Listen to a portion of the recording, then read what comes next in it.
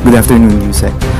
Baka po gusto lang mag-comment ng palasyo sa naging pahayag ni Senator Bato de la Rosa kahapon nung napag-usapan nga po yung possible ICC arrest niya dahil po kay nasabi ni E.S. Bersamin. Ang sabi niya po, ewan ko, mahilig sila sa ganun na kapag may mainit na issue na pinupukol sa Malacanang, pinag-uusapan na naman ang tungkol nangyari kay FL, ngayon gagawa sila ng issue about ICC and a senator to divert the issue. Mahilig ang mga tao dyan sa Malacanang gumawa ng panibagong issue kahit old issue to divert people's attention. Okay, yun nga. Sinulat ko po para matandaan ko. Unang-una po, yung possible ICC arrest, hindi po to old issue. Every now and then, may nadidinig po tayo na maaaring mailabas ang warrant of arrest. At hindi rin po issue ang ICC, yung case na pending before the ICC. Pangalawa, ang sinabi po ay mahilig Mahilig po ang mga tao dyan sa Malacanang gumawa ng panibagong issue kahit old issue, i-recycle to divert people's attention. Sa aking pagkakatanda, wala naman po tayong na-erase na mga old issues, maliban lang kung ito ay related sa itinatanong sa atin. Sino po ba yung mahilig mag-raise ng old issues na sa ating pagkakatanda ay nagkaroon pa po ng hearing patungkol sa isang pre-operation ng PIDEA na ang taon pa ay 2012. Ito na nga, si Claire Castro may patama kay Senator Bato de la Rosa. Pero bago ang lahat, maaari kayong mag-subscribe para maging updated sa mga issue at bagong mga balita. May patama nga itong si Castro matapos supalpalin ni Senator Bato sa kanyang press briefing. Saad ba niya ay sinungaling at feeling victim umano itong si Bato. Castro, baliw na sa katangahan. Narito ang buong detalye. Castillo. Thank you, ma'am. At handa na po tayong tumanggap ng inyong mga katanungan. First question, Maricel Halili, TV5. Yusek, magandang hapon po. Yusek, may we know the reason kung bakit hindi po makakasama si First Lady Liza Marcos sa Washington? Okay, supposed to be dapat announcement ko to. Kaya lang, mabilis magtanong si Miss Maricel, so i-announce ko na. Okay? First Lady Maria Luis Araneta Marcos will travel to Riyadh, Kingdom of Saudi Arabia on the 17th, kahapon, to 20th July 2025 on a working visit to meet overseas Filipino workers. The First Lady's itinerary includes a visit to the OFW and OWA Servicio Caravan, a one-stop government outreach that offers government services to OFWs, including legal aid, financial support, and welfare counseling to OFWs and their families. The First Lady will also visit shelters for distressed Filipino women, workers, and children. The trip, originally proposed and scheduled in the first week of July, will highlight the steadfast commitment of the Marcos administration to the welfare of OFWs and their families. She will be back on July 21st. At kung napansin niyo po, sinabi po, nabanggit din po ni DICT Yusek Dave Almirol na ilo-launch din po ng unang ginang itong one-stop shop po dito po sa Kingdom of Saudi Arabia. So, yun po ang dahilan kung bakit hindi po makakasama ang unang ginang sa US trip po ni Pangulong Ferdinand Marcos Jr. And Yusek, may we know kung may decision na po who will be the caretaker or caretakers while the President is in Washington? Most probably sa pag-alis na lang po ng Pangulo ito maibabanggit. Pero meron na pong nabanggit. Pero hayaan po muna natin ang Pangulo ang magsabi. Salamat, Yusek. Christian Yusores, Radyo 630. Good afternoon po, Yusek. In-announce po kanina ng DFA na ibinaba na sa Alert Level 2 yung sitwasyon ng mga Pilipino sa Iran. Meron po bang panibagong instruction or paalala po ang Pangulo sa mga kababayan natin doon? Opo, ito po ay base po sa assessment ng DFA, assessment based on the security based on the security assessment po ng DFA. Kaya po naibaba ang level sa alert level 2 at ngayon po ay ang sabi din po ng DMW ay allowed na rin po ang deployment ng mga returning workers. Pero yung mga may ban pa rin po doon sa employment ng mga bago pa lang po nakaka-hire. Katulad po rin ng dati. So still, ang direktiba po ng Pangulo ay kung ano po ang kakailanganin ng ating mga kababayan at hindi po mag-aatubili ang ating administrasyon na tumulong at bigyan sila ng pansin sa anumang pangangailangan ng ating mga kababayan. Tristan Nadalo, Newswatch Plus. Good afternoon, Yusek. Baka po gusto lang mag-comment ng palasyo sa naging pahayag ni Senator Bato de la Rosa kahapon nung napag-usapan nga po yung possible ICC arrest niya dahil po kay nasabi ni E.S. Bersamin. Ang sabi niya po, ewan ko, mahilig sila sa ganun na kapag may mainit na issue na pinupukol sa Malacanang, pinag-uusapan na naman ang tungkol nangyari kay FL. Ngayon, gagawa sila ng issue about ICC and a senator to divert the issue. Mahilig ang mga tao dyan sa Malacanang gumawa ng panibagong issue kahit old issue to divert people's attention. Okay, sinulat ko po para matandaan ko. Unang-una po, yung possible ICC arrest, hindi po to old issue. Every now and then, may nadidinig po tayo na maaaring mailabas ang warrant of arrest. At hindi rin po issue ang ICC, yung case na pending before the ICC. Pangalawa, ang sinabi po ay mahilig Mahilig po ang mga tao dyan sa Malacanang gumawa ng panibagong issue kahit old issue, i-recycle to divert people's attention. Sa aking pagkakatanda, wala naman po tayong na-erase na mga old issues, maliban lang kung ito ay related sa itinatanong sa atin. Sino po ba yung mahilig mag-raise ng old issues na sa ating pagkakatanda ay nagkaroon pa po ng hearing patungkol sa isang pre-operation ng PIDEA na ang taon pa ay 2012. Parang wala naman po akong natatandaan na meron tayong nire-raise na ganung mga klaseng issue. At sinasabi po ay diversionary tactic. Okay, unang-una po, ang issue po patungkol sa peke na police report or altered na police report ay hindi naman po ang Malacanang ang nag-raise niyan, nag-issue niyan. Na kailangan lamang po nating sumagot para maipakita sa taong bayan na may mga fake news peddlers, mga obstructionists, mga propagandists na gumagawa ng kwento na kinakailangan pamameke ng papel para lang sirain ang unang ginang, ang Pangulo at ang administrasyon. Sa makatuwid, kung ito po ay sinabi na po ng Beverly Hills Police Department na altered yung ipinakita at na-post ni Mr. Tiglao na police report, siya po ba ay sumasakay din sa issue ng fake police report? Tandaan po natin, ang content na ito sa nasabing fake police report ay una po natin nadinig, kundi po tayo nagkakamali ay sa Vice Presidente. Kaya po natin nasabi noon na siya pala ang source ng fake news. At ngayon napatunayan po natin na altered yung police report na ito. Kailangan pa kayang sumakay ni Senator Bato de la Rosa? Siya po ay napaso na noon sa fake video na AI generated pala. So bilang senador, sana po ay maging mapanuri din po siya sa mga issues dahil never gagamitin, hindi gagamitin ng Malacanang ang issue na peke na dokumento.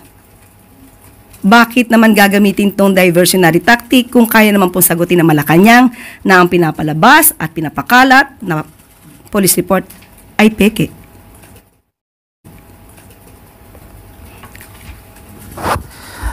Sa ibang topic lang po, yung China's Ministry of Education, naglabas po sila ng advisory to students abroad or especially those na nag-aaral sa Philippines, warning that the security situation in the Philippines has been unstable recently with a surge in crimes targeting Chinese nationals. So ano po kaya ang reaction natin sa statement na to ng China na may problem sa security situation? Opo.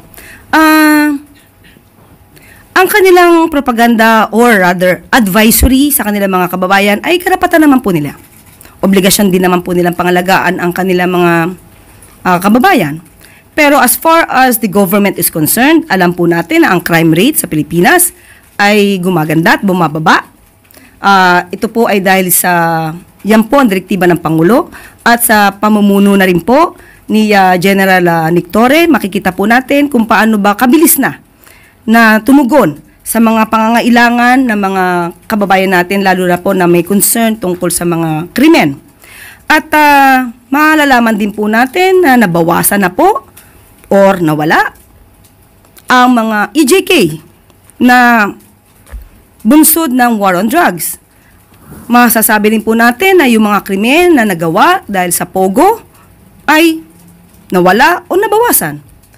At marami na rin pong Chinese na na-deport na mga Chinese na sinasabing gumagawa ng krimen sa Pilipinas. At kamakailan lamang po ay naging maganda po ang ranking natin dito sa 2025 Global Peace Index. Kaya po yung safety and security sa Pilipinas ay masasabi naman na po natin gumaganda as far as we are concerned. So kung sa pananaw po ng China ay ganun, hindi naman po natin ito hahadlangan dahil karapatan po nila yan. But does the Philippine government promises na yung mga Chinese nationals who are apprehensive na po because of the advisory, they will be protected by the government? Kahit sino po, kahit hindi po Chinese, kahit sino pong tao, Pilipino, kahit anong nationality po yan, lahat po yan ay bibigyan ng protection. Ted Cabagani, Daily Tribune. Hi, ma'am. Senator Kiko Pangilinan has filed a bill seeking to prohibit political dynasties in the country. What is the take of Palas on this proposal, given that Marcoses is considered one of the acknowledged political dynasty in the Philippines? And so the Dutertes on the opposition, nakikita po ba natin yung openness ng Pangulo to support the legislation of this proposed measure? I-define muna po nila talaga kung ano ba yung political dynasty dahil hindi naman po makakapagsang-ayon, hindi naman po umayaw ang Pangulo kung hindi pa po nababalangkas ng buo itong bill na to. At kailangan natin malaman kung ano mga provisions dito. Pia Gutierrez, ABS-CBN. Hi, ma'am. Ma'am, there's a fierce debate online regarding the proposed measure by Senator Lacson. And the measure aims to penalize children who refuse to take care of their elderly parents. Others are saying that it's unfair that the state will pass on the responsibility of caring for the elderly to their children just because the state has been unable to provide for the needs of the aging population. So may we know the position of the palace on this? Unang-una, alamin natin yung provision dito. Bakit? Meron na po kasing provision sa Family Code, Article 194, kung saan isinasaad na yung magulang at mga anak, they should mutually support each other. Provided na po yan. Ang kaibahan na lamang po siguro dito ay maaaring gawing itong isang krimen dahil ipipinalize. Okay, so in other words, even before, kahit wala pa po sinasabi si Senator Lacson, ito na po ay provided na sa Family Code. Obligado po. Obliged po ang anak, obliged ang magulang na magsuportahan. No? They have to support each other. Now, at ang nakasabi po at sinasabi sa Family Code na dapat suportahan ng anak yung mga magulang na in need. Hindi naman po kailangang suportahan yung hindi nangangailangan na magulang. Okay? Now, pag ginawang krimen, so ulitin natin, kailangan natin makita yung probisyon. Dahil baka naman may kakayanan talaga ang anak na sumuporta. At in need ang magulang, tingnan po natin kung dapat nga gawin tong krimen. Dahil hindi naman po magiging krimen kung yung mga anak din naman ay in need. So, depende po yan sa sitwasyon. So, depende po yan sa magiging nilalaman ng bill na yan para malaman natin kung mayroon bang basihan para gawing krimen ang isang anak na may kakayanan na sumuporta sa anak pero inabandona ang magulang. Kasi ang magulang na umabandona sa anak, alam natin may krimen yan. So, it may be considered na kapag yung magulang na hindi na kayang buhayin ang sarili, pero yung anak ay nandiyan at may kakayanan namang sumuporta, pero inabando na ang kanyang magulang, pwede naman talagang gawing krimen to. Pero still, sabi nga natin, alamin muna natin ang lahat ng provision. Lahat ng provision. Pero ano po ang masasabi niyo doon sa ongoing criticisms ng publiko sa gobyerno patungkol sa umano'y failure ng gobyerno to provide for the needs or bigyan ng mga benepisyo ang mga elderly for them to be able to fend for themselves kapag matanda na, yung mga magulang kapag matanda na sila at hindi na kailangan umasa sa suporta ng kanilang mga anak? Sa ating pagkakaalam, sa ngayon po ay marami din programa para sa mga senior citizens. Nandiyan po yung tinatawag sila na parte ng vulnerable sectors na talagang binibigyan ng prioridad na tulungan.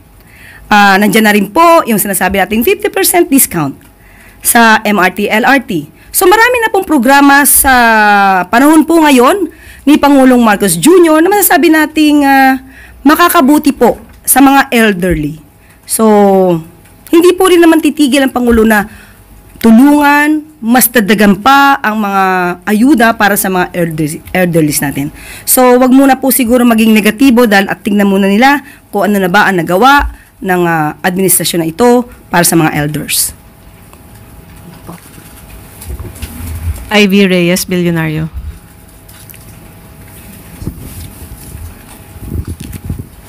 Hi, Yusek. Follow-up lang po on Senator Bato. Sabi niya po kahapon na hindi siya a-attend ng 4th SONA ni President kasi meron daw po siyang personal conflict or issues with some congressmen and officials from Malacanang. As meron po siyang quote dito here. Alangan namang pupunta ako doon ng nakasimangot. Pangit, di ba? May we have the palace's reaction? Okay lang naman po. Karapatan naman po niya yan kung hindi po siya pumunta.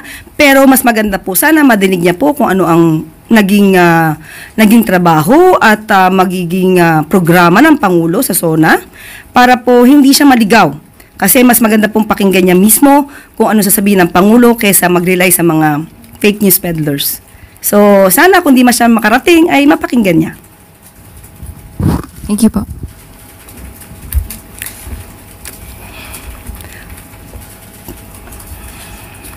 Para laban sa fake news, kontra fake news, nais lamang po nating liwanagin ang kumakalat na fake news ukol sa umunoy 20% tax na ipapataw sa ating savings. Ano nga ba ang totoo? Bakit nga ba sinabi nating fake news ito na hindi dapat ikaalarma ng taong bayan? Ang papatawan ng buwis ay hindi savings, kundi ang interes na kinikita sa ating savings. Hindi po kailanman mababawasan ang ating savings dahil lamang sa sinasabing pagbubuwis. Halimbawa po, mayroon kang 100,000 na pesos in savings at 1% interest rate ang kikitain nito. Mayroon kang kikitain na 83.33 pesos interest per month o ang kinita ng savings mo. Yan po ang halaga. Sa halimbawang ito, ang 100,000 pesos mo na savings ay hindi mababawasan, kundi ang babawasan ay ang interest na 83.33 pesos. So, magkano ibabawas na lamang? Ang mangyayari po, lumalabas na 16.66 pesos lamang po ang mababawas sa interest na kinita ng savings. Ang halagang ito ay malaking tulong na sa ating mga kababayan bilang kontribusyon na mapupunta sa programa ng pamahalaan na layuning iangat ang pamumuhay ng bawat isa. Pero, bago ba ito? Sa katunayan, alinsunod sa Tax Reform Act of 1997, may 20% tax na ang interes na kinikita ng ating mga karaniwang deposito sa bangko. Matagal na po itong pagbubuwis. Sa totoo po, 1998 pa ito nagsimula. Pero patuloy ang panggugulo ng fake news peddlers at obstructionists. Iniiba na lang ang kwento. Alam naman natin at alam nila ito, pero pilit nilang binabaluktot ang katotohanan para sirain ang tiwala ng taumbayan sa administrasyon. Tulad na sinabi natin, 1998 pa po ito at makikita po ito sa inyong passbook o bank statement.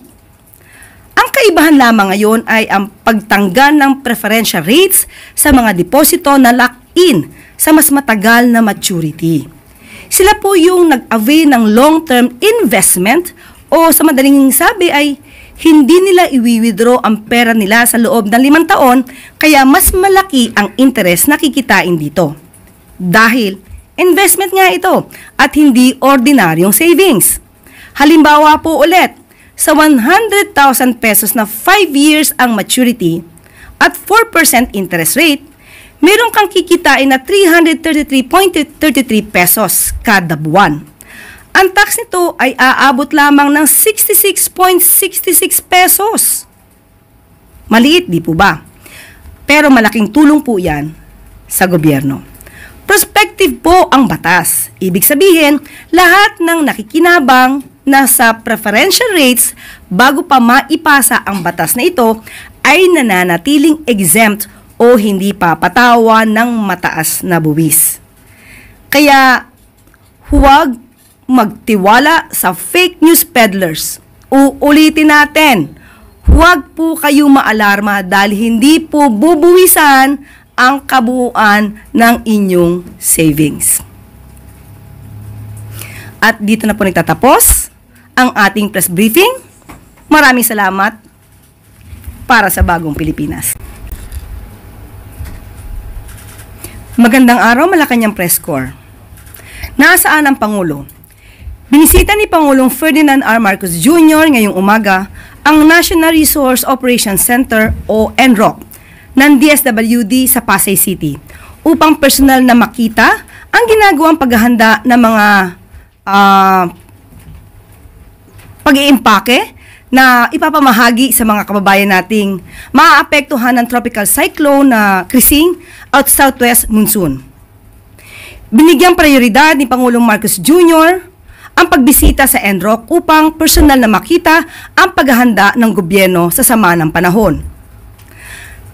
Nakatakda sana ang ating Pangulo na mag-inspect ngayong araw na ito sa North-South Commuter Railway Balagtas Station sa Bulacan.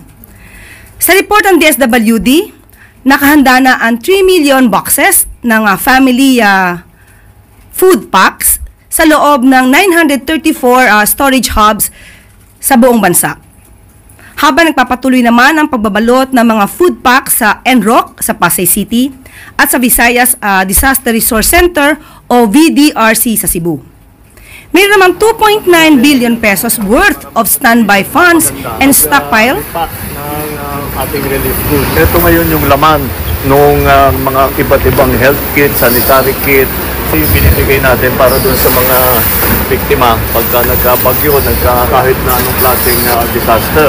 Maganda dito sa bagong makinarya na ginagamit natin, mas mapapabilis at mas mapapaganda ang ating pagpacking ng mga relief goods. Ang report ng DSWD sa akin, sa ngayon, ang naka-storage sa atin ay 3 milyon na relief goods na pack na pwede nating ibigay.